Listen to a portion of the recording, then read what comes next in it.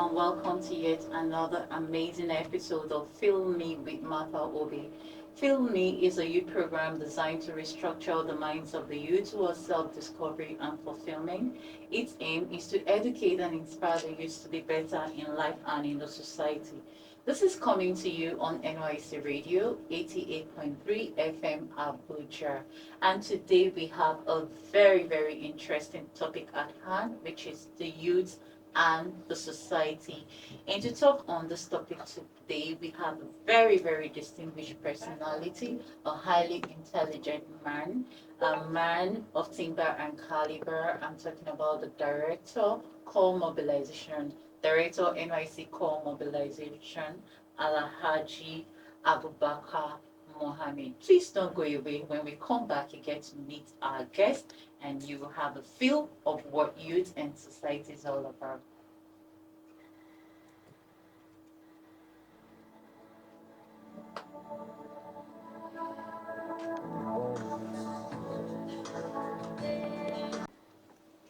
Welcome back from that break. This is Film Me with Martha Obi on NYC Radio 88.3 FM Abuja. And today the topic is youth and the society. Before we went on that break, I told us that we had a very distinguished personality in the studio. I'm talking about the director, NYC Corps Mobilisation, and he is Alhaji Mohammed Abubakar. It's so good to have you today on the program, sir. Thank you, Martha. Yes, it's a very big privilege. Thank you for making our time to be with us Thank today. you very much. Sir, kindly, please, what are some of the most significant challenges facing young people today and how can it be addressed?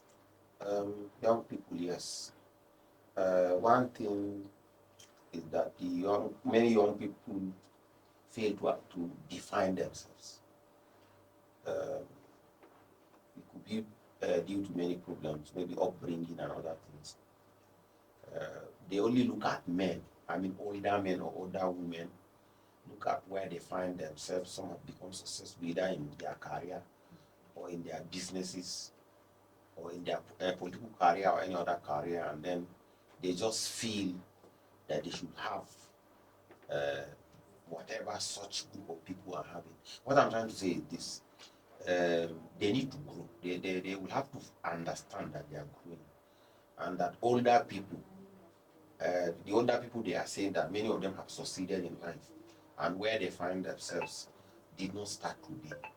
So first of all, every young person, whether male or female, will have to understand, define his or herself and understand, I am young and I'm growing. And have to learn from other people, either more experienced than myself, or older. You understand, we're talking about age Yes, or sir. experience, and then they will grow.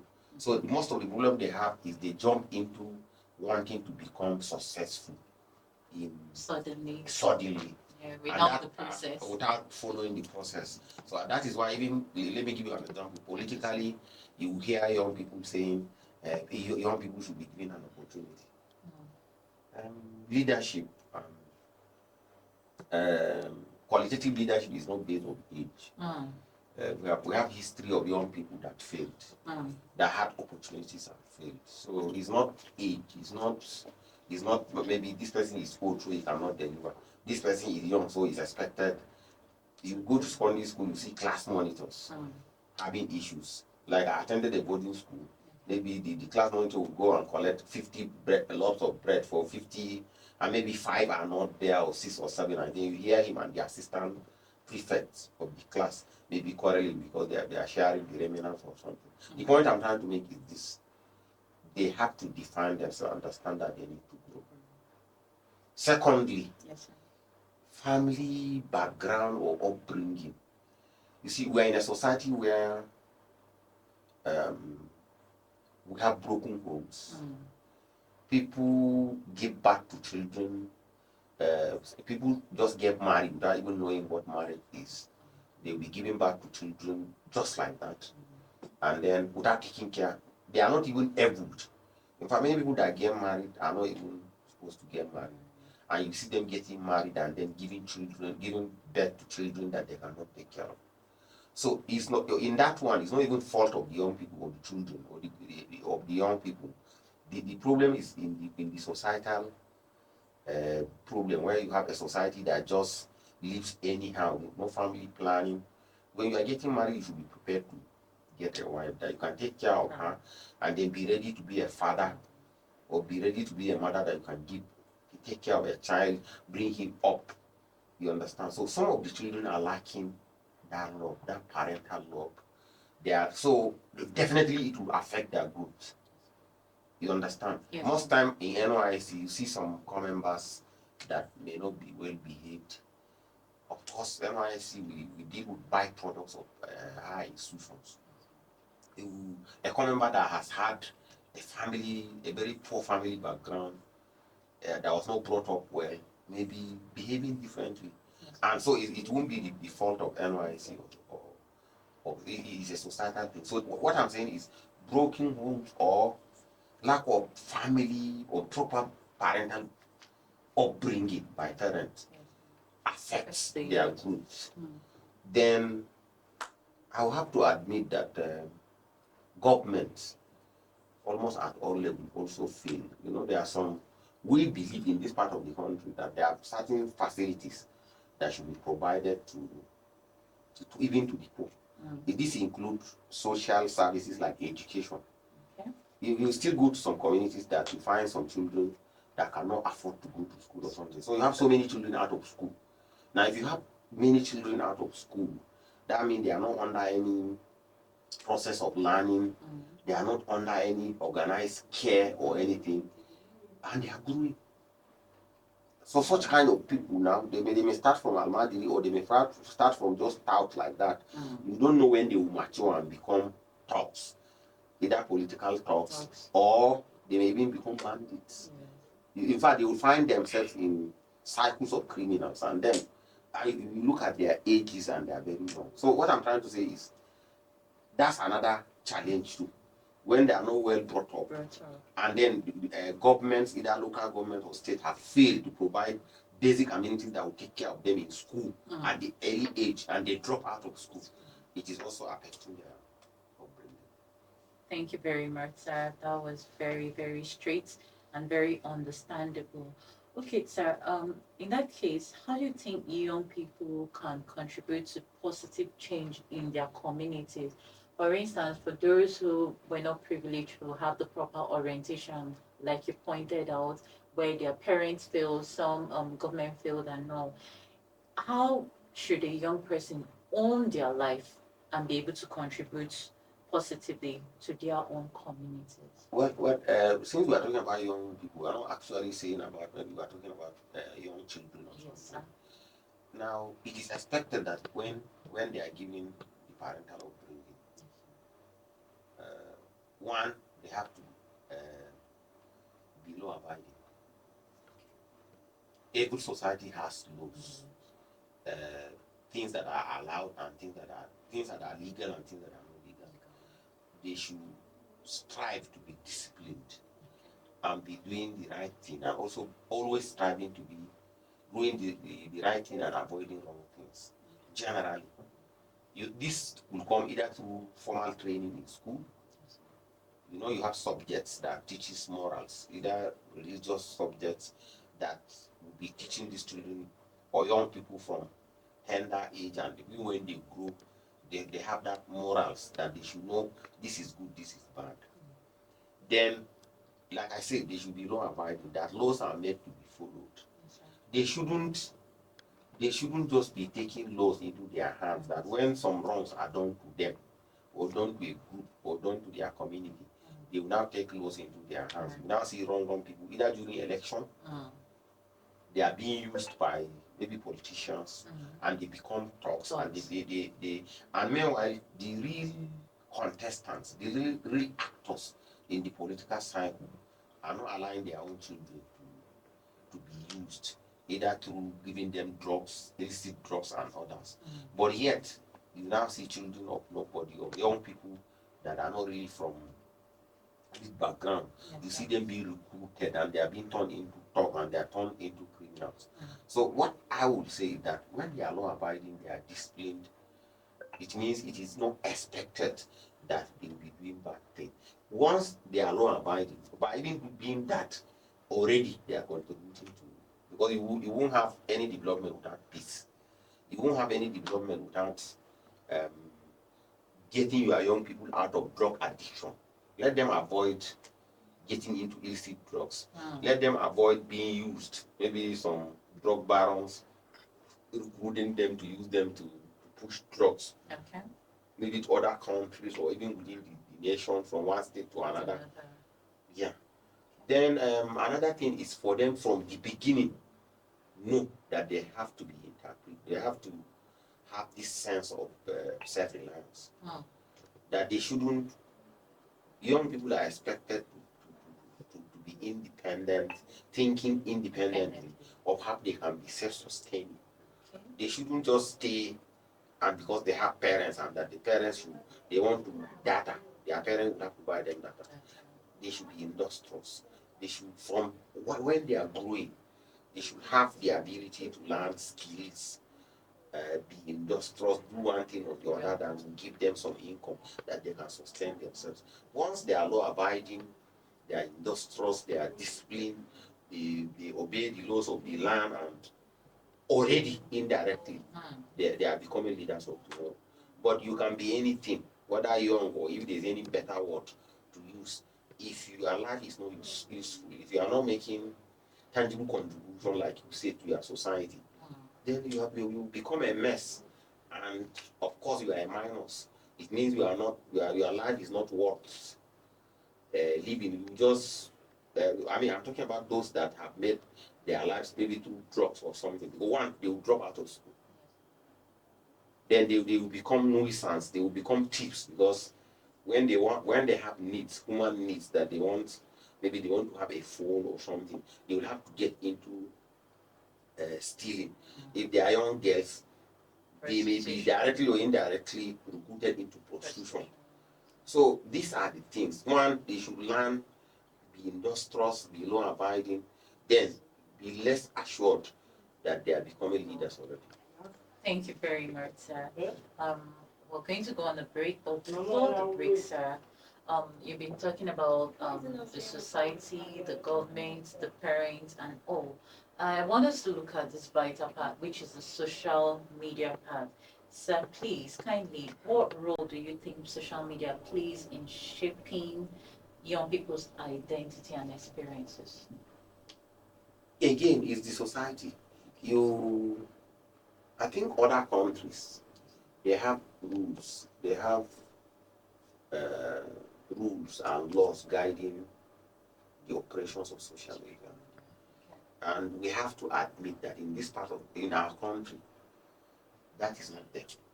That is why you find young people going into cyber crimes, which is probably known as the Yahoo. They go into this AI fake. Recently, I saw a young man that was arrested in, I think, either Kano or Jigawa. Okay. That was arrested for sharing a video that was suggesting that one prominent person in this country was sick or was dead or something.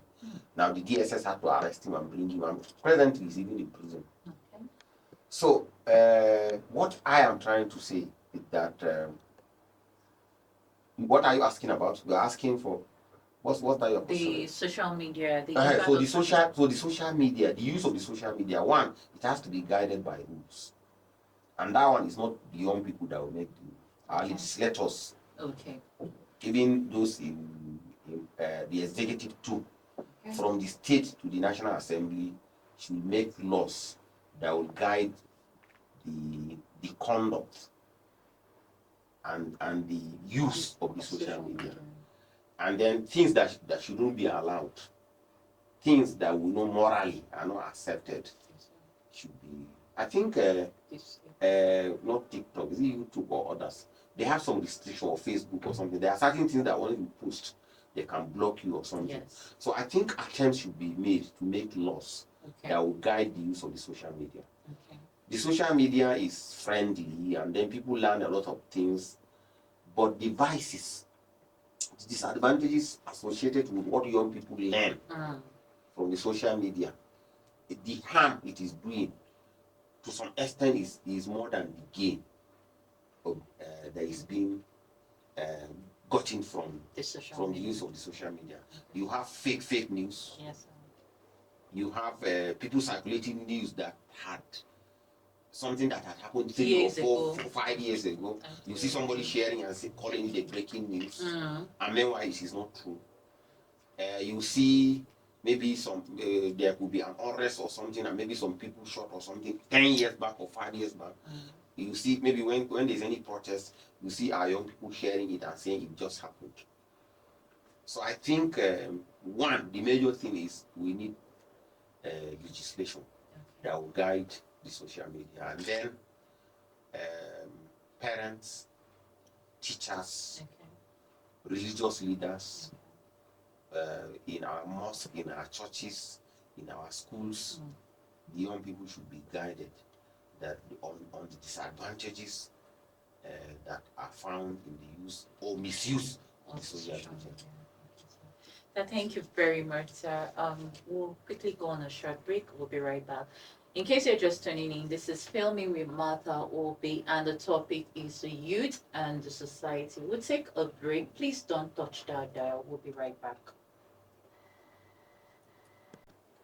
All right, in case you're just tuning in, this is Film Me with Martha Obi on NYSC Radio 88.3 FM Abuja. And the topic today is the youth and the society. And in the studio is a distinguished personality who has been doing justice to this topic. I'm talking about Alhaji Muhammad Abubakar, NYSC Corps Mobilisation Director. So it's so good to have you once again. Thank you, Martha. And please we'll continue. I know a lot of persons are very interested in this topic and they're listening to you.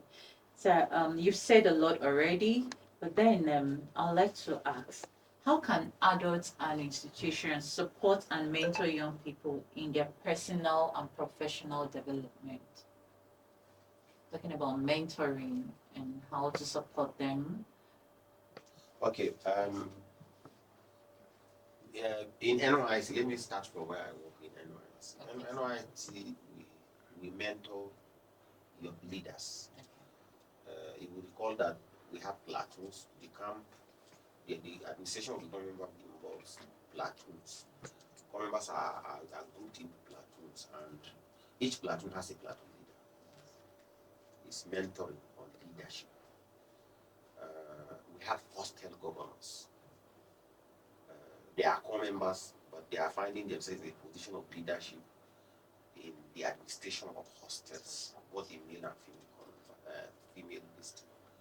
You have other committees, maintenance, in the kitchen, socials, OBS, if you remember, is almost 100% run by corps members. So in NYSC where I work, we mentor young people, we train them, in addition to whatever professional qualification they must have obtained from their various institutions.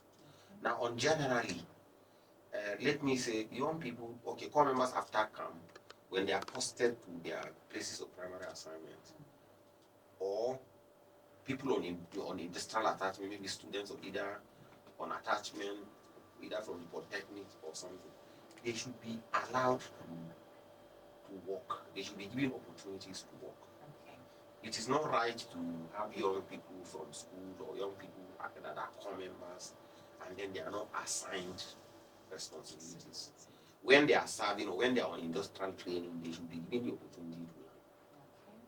It gives them on the job training. So what we are saying is that mentorship could be done even during the service year, even in school, even where we work to. At least we have more senior and medium senior staff, and then sometimes you find NYSC recruiting young staff. I will urge that people should give them opportunity to learn. We won't say they are corps members. They want to learn. Give them the opportunity to work. Sometimes you find that some of them are very good. That even at that level they are serving, they are very good. So what I am saying is that we shouldn't look down on their capabilities. They should be given the opportunity to participate, because tomorrow, whether we like it or not, even before death, we are going to retire one day. And then, of course, they are taking over our responsibilities. So if you don't give them the opportunity to learn, it means you are not leaving behind any legacy or anything. You train them. Then parents should allow their children to learn. There's nothing wrong in maybe your children, when they are on holiday or something, you take them to a fashion house for them to learn some tailoring, some fashion design and others. I mean, teaching them to have to learn a skill, a vocation like that, so that they can be useful to themselves. Religious leaders, because people, in this country, people somewhat pretend to like religion. Sorry, I'm using the word pretend. So religious leaders are also expected to be always talking to the young people that, look, even though you are young, if you don't make your lives useful, you will just be wasting your time, and then time is not waiting for anybody. So don't be only carried away by the time you are young. One day, you are not going to remain young forever. So make the best use of your lives when you are still strong, when they are still young. And one day you will get to where you aim to be. So I've talked about religious leaders, our teachers. I've talked about career where they work, or maybe in firms, engineering. If we may have young undergraduates doing their task, maybe they're engineers or something, either mechanical or electrical.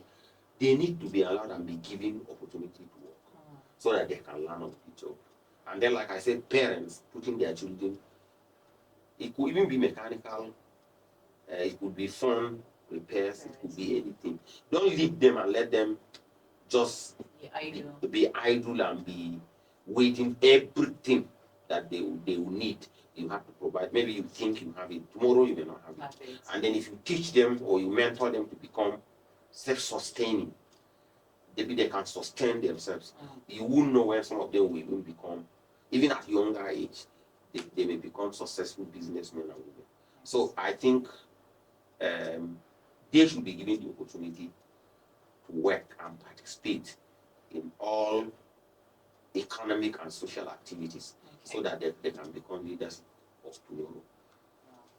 Thank you very much, sir. So you literally answered the next question, which was asking about the skills that young people should engage in. You mentioned the fashion designing, phone repairs, and all of that. For want of time, sir, I would like you to give a general advice to the youth. I mean, you've said a whole lot, talking about the impact of society on their lives and parental impact and all of that. What would be your general advice to the youth, those three that want to find their feet in life, and then for the many persons listening to us right now, it could even be an adult, that is trying to redefine his or her life. So, what would be your last words to the audience? For the young people, like I said, I want to repeat it again. They need to redefine themselves and know they are growing, and that they must accept they need to learn a lot, and they shouldn't be in a hurry to become rich overnight. That if they are seeing somebody passing with a very fine car or expensive car, let them remember that person must have spent years and must have suffered before getting to where he or she is finding himself now. The society, let us not think that young people, the society is not favorable, because some of the ills that we see in the young people are not their fault. I've told you about upbringing. Yes. People that are not ready a man that is not ready, that cannot take care of a wife and that is not ready to have children, shouldn't put himself into that distance. You have so many children that you see them roaming in the street begging. You ask them where their parents are. The parents do not care. They don't even know where their children sleep. Then it means those children, it's not the children that you blame, because definitely they have parents. Because most of the orphans we have are in orphanage. So the society need to do a lot in family setup. Then religious leaders should be saying the truth. Yes, they have to be saying the truth. What I mean by when they anywhere they find themselves to preach, they should know that the children that we are saying, these children are this or that, they are product of the society. So if the society is balanced, you will have a very good young generation. But any corrupt or any bad or any society that is not refined, that is not good, you shouldn't expect to have. Recently, I was opportunity to be in Accra in Ghana, and I discovered you can't just drink sachet water and drop it on anywhere. It is not. I also noticed I didn't see any police or military checkpoint in Accra, the capital of Ghana.